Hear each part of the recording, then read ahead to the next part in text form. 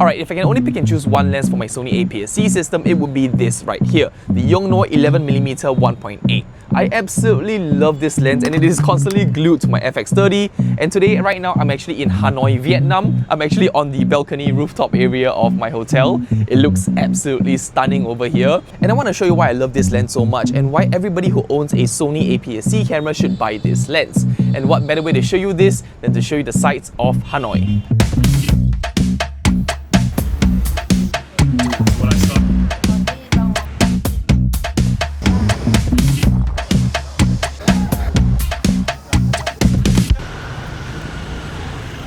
Okay, I'm currently walking the streets of Hanoi in the old quarter and it is absolutely crazy here. The honks, oh my god. My goodness, the honks here aren't a sign of caution, it's a sign of communication. Literally, they use honking as sort of a second language. It's really insane. I came from Singapore and it is a little bit of a culture shock because everything is just really near you as they zoom past you and it feels as if there's no traffic order right here. But I like it. I do really like this place. Alright, currently right now what you're seeing is the Sony FX30 with the Yongnuo 11mm shooting at f1.8. No, this isn't gonna be the most technical, color accurate review. I am gonna grade my videos and this is using a ND and CPL filter 2-in-1. If you want a more accurate review, go and check out somebody else's review because I'm more of a practical user. I show you how I use a certain piece of gear and this is how I use the Yongnuo 11mm lens. Now, one thing I love about this lens is very simply how wide it is. Look at this. I am able to show so much of my environment around me as I'm talking to you and it just envelops the audience that you're trying to speak with because they are able to now live vicariously through your lens. And as I'm walking, it's because of how wide it is. It's just so simple to catch things in the background and it tells your story a little bit better. It envelops your audience in the environment that you're in a little bit better as well. Like for example, you can see there's a lady simply carrying a bunch of fruits like this. I'm not even strong enough to do that. You're just not able to get such a field of view with any other lenses besides this focal length. And that is why I love the 11mm focal length on the APS-C system so much. It does convert to about a 16.5mm full frame equivalent, but that is still plenty wide enough to show the environment that you're in. Alright, another reason why I love this lens so much, or rather this field of view so much, the 11mm field of view, is simply because of how a wide angle shot tends to give you more of a stable image. It's not really true, but the thing is because it's so wide, a lot of the micro wobbles and jitters are not as noticeable as if you were to use a 50mm lens, for example. So I'm going to try and show you a dolly in movement shot and I'm going to hold it free, handheld. There's not going to be any gimbals, no stabilization. I'm going to turn off the active stabilization and the standard stabilization on the camera as well to just show you how shaky it is. So there is literally no stabilization right now and I'm going to walk like a ninja. I'm gonna try to stay as stable as I can and this is what it looks like. It is, yes, it is shaky, you can see the shakes, but it's not as shaky as I thought. Okay, next up I'm gonna do a little bit of a vlogging stabilization test. This is with no stabilization on at all, just purely the lens on the camera. So this is the normal stabilization on the FX30. What do you think? I'm holding it just with my bare hands. No selfie stick, no tripod, nothing. That is what it looks like. And finally, this is the active stabilization on. It does crop in a slight bit, but honestly, not that bad. I am still finding it pretty wide for me to show my environment. Alright, next time I want to talk about the autofocus test. So let's grab something to eat. Or maybe I'm just finding an excuse to eat. Can I have one, please? Wow, thank you so much, thank you. Okay, now that I'm in a quieter area, I can actually hear my thoughts. This is the autofocus performance of the lens. I absolutely think it is possible. Now, I've used a lot of lenses throughout my years of filmmaking and I've even tried Sony native lenses. And I gotta tell you, the autofocus performance here is very close to a native Sony lens. Like, look at how fast this is. Like, look at this, there's barely any focus breathing. I love it so much, and you can just highlight any product or any sort of item that you want. And this is not exactly the most appealing item, but let's give it a try. Okay, so there is a crunchy exterior and the interior is some sort of a rice and flour mix. So that is the crunchy exterior, and this is the soft interior. If you can see, pretty good. Okay, so another reason why I really like this lens is because as much as you can get very wide angle looking shots, you can also get very decent mid-size shots. So the kind of shots that you would see when you are using your phone filming the food around on the table. Like, look at this, we can get a very clean B-roll just like that, and it doesn't sacrifice on the aesthetics of the image too much. So it doesn't look very exaggerated and distorted, it still looks decent to the eyes, and you can use it as your one and done lens for any kind of situation. If you're shooting landscape shots outside, or if you're shooting closer shots like this. And because the minimum focus distance of this lens is about 15 centimeters, you're actually able to get really close to the lens like that. Look at that, I'm actually almost touching the lens, and look at how pinpoint sharp focus the meat of this spring roll is. Absolutely beautiful, and it actually creates a decent amount of bokeh and background separation as well. Look at that. Now I want to quickly talk about the image quality, but before that, hi, sorry, do you go to Tram Quoc Pagoda? Hello, what is your name? Singapore. Oh, Singapore, very good. Yeah. Oh, very good. What is your name? Yeah. Hui. Yeah. Nice to meet you, Declan. Declan. Yes, Declan. So this guy is taking me on a tour right now. Wow. Seriously, this lens is a lifesaver. If I could only choose one lens to bring on my travels, it would be this lens right here.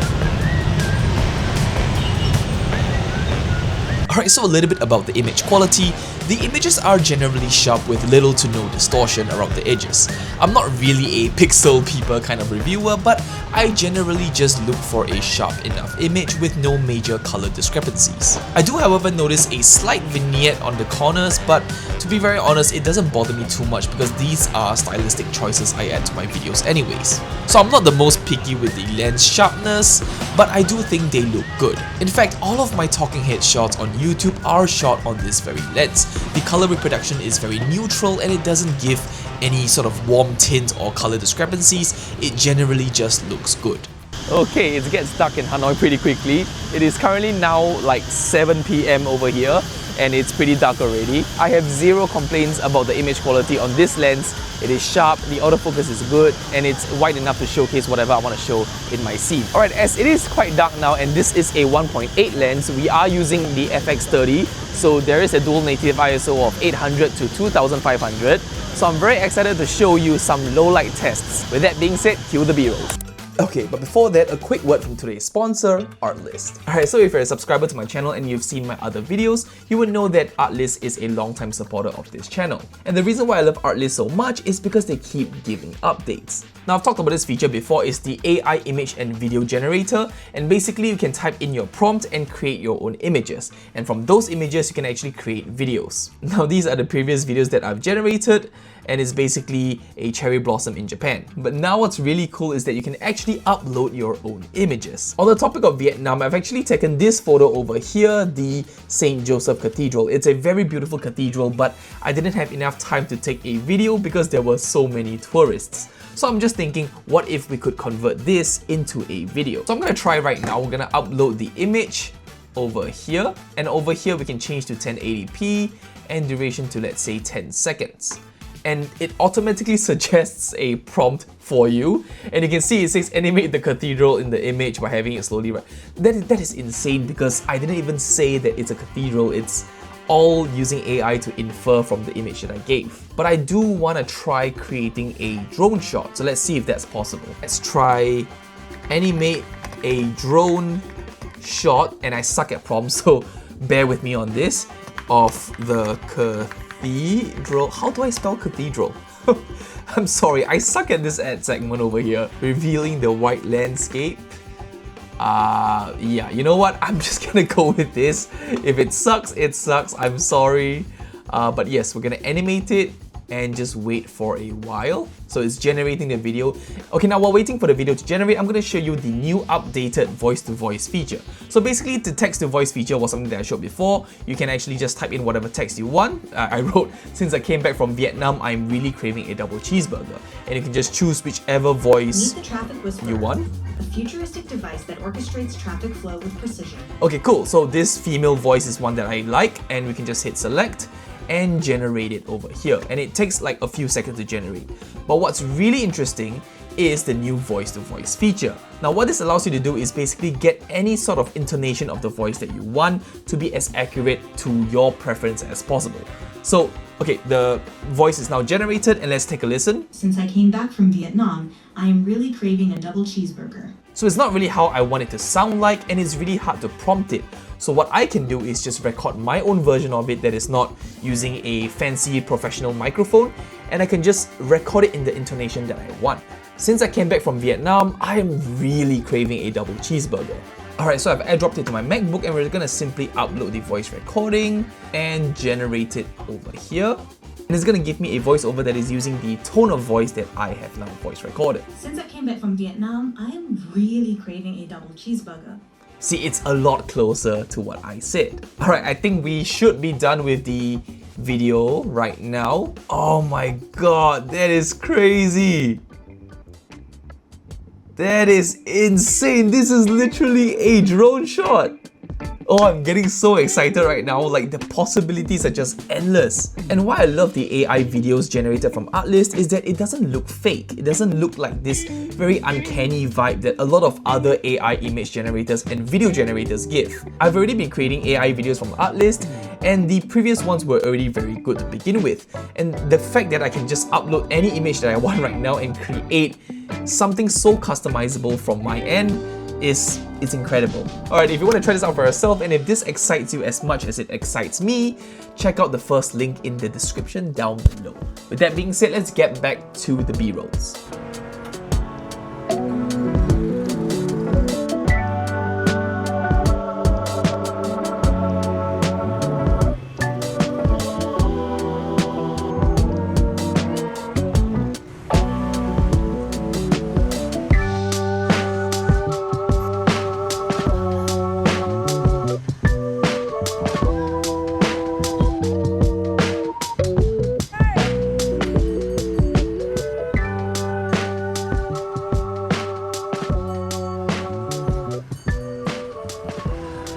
Alright, and this concludes my review for the Yongnuo 11mm 1.8. This is by far my favorite, most versatile all-in-one lens. You can also consider the Sony 11mm 1.8, but the thing is that lens costs about like $698 retail price, and yes, you can get it for cheaper nowadays, but the thing is that this costs only $278 on AliExpress, and it frequently goes on sale. Also, the Sony one is made out of plastic, while this is made out of full metal.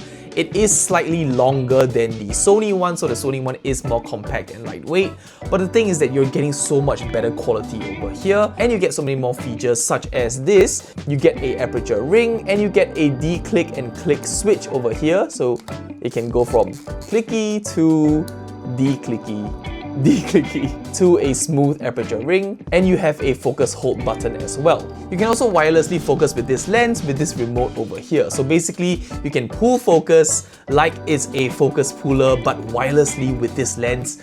For this price, you shouldn't be getting anything like this. Let me know what you think in the comment section down below. Is this lens for you? Are you interested in getting this 11mm lens, or do you prefer something a lot more tight like the 35 or 50mm?